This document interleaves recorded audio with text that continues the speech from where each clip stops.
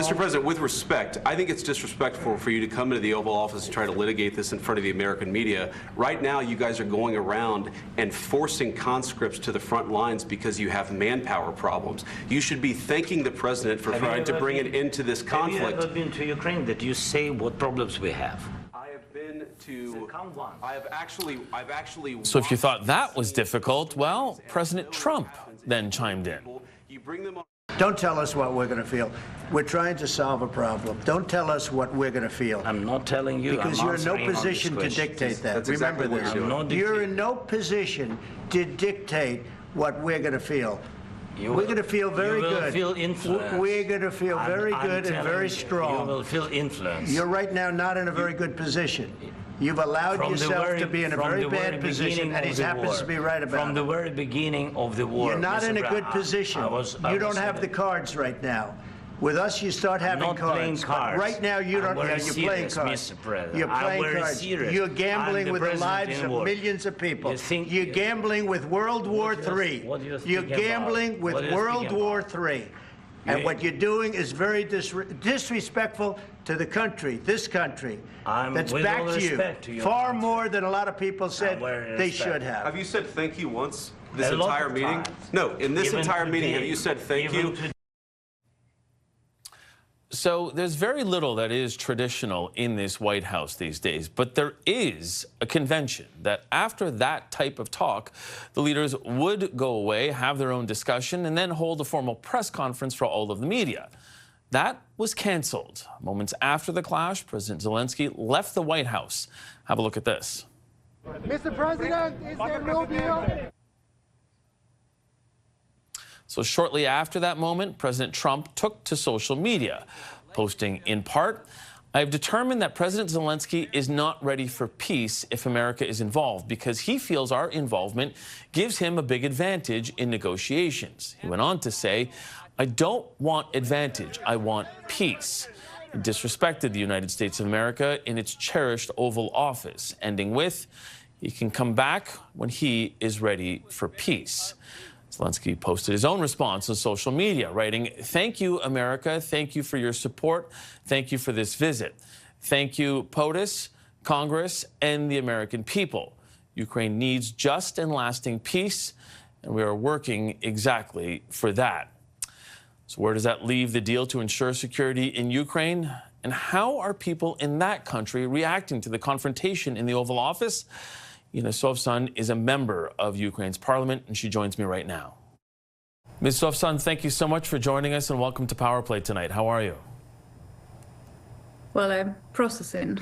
I would put it this way. I can imagine. That's where I wanted to start here. What is your reaction to what we saw today in the Oval Office? Well, I think first reaction was everybody was in shock. Nobody could understand what is this that we're seeing. Is that really what is happening? I think there was also this very strong feeling of injustice being done to the Ukrainians after everything that we have been through, after those constant daily threats to our lives for over 3 years now, being attacked by the President of the United States in such an open and blatant manner was not something we expected. So I think that there is this very strong feeling of injustice of what is happening right now, which is especially shocking given how he talked to President Zelenskyy in the Oval Office and how President Trump's team was talking to the Russians, who are the aggressive state, who have started this war, yet they were all nice and cozy with them and attacking the president of the countries that is being attacked. So that's, of course, very difficult to grasp that this is the reality that we're in right now.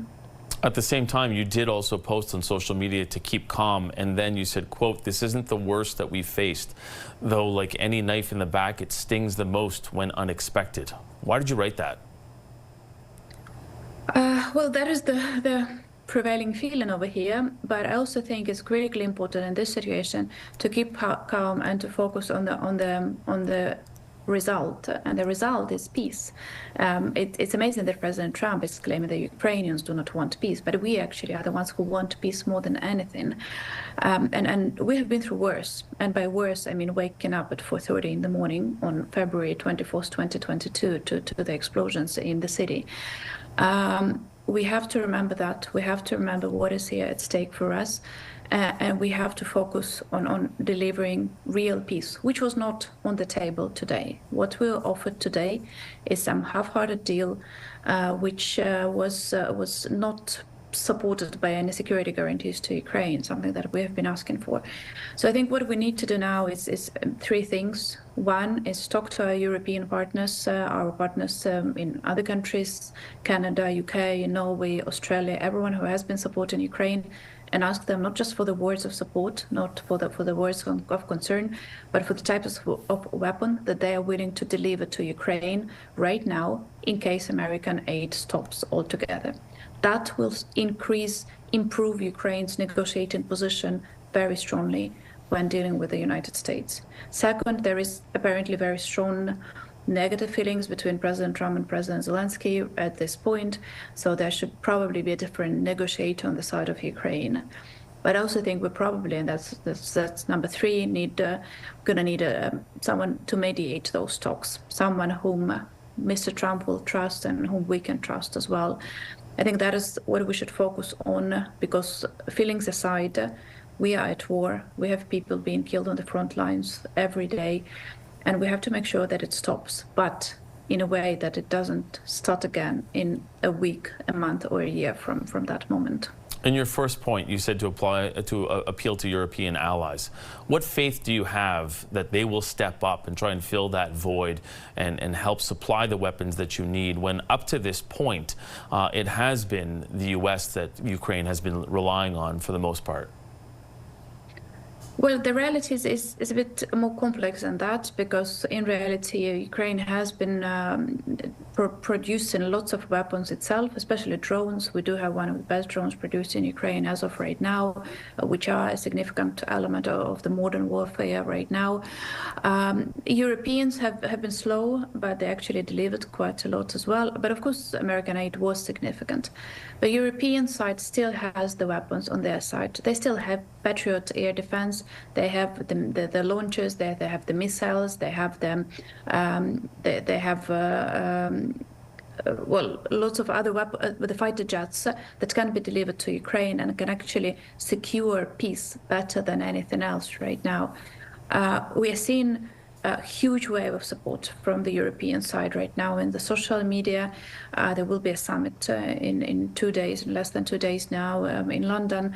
So we hope that they will, that with that press conference in the Oval, everybody could see the new reality we're in, and that Europe should stand together. So we will focus on that at this point, feelings aside. I wanted to ask you, how do you think what happened in the Oval Office today is being seen and received in the Kremlin? Oh, I'm sure that Putin is jubilant. I'm sure that he's overly excited, because we are being presented as villains now, not him. You see, and that's a very perverse reality, of course, but I'm sure that Putin is very happy and I'm also sure that he's been instrumental in framing this reality, in shaping this reality, in making it come true. So I'm sure it's a big win for the crazy guys in Moscow. And I also, at the same time, very much hope that despite all the difficulties, despite everything else, Americans will come together and will be on the right side of history. Despite all the complexity of today, I think that they will remain the biggest democracy in the world, and we have to try to work together. We just have to find the right way to do that, just to make sure that Putin is not winning by dividing us. Okay, we're going to have to leave it there. I really appreciate you taking the time. Ukrainian Member of Parliament Inna Sovsun, thank you so much for joining us tonight. Thank you for having me.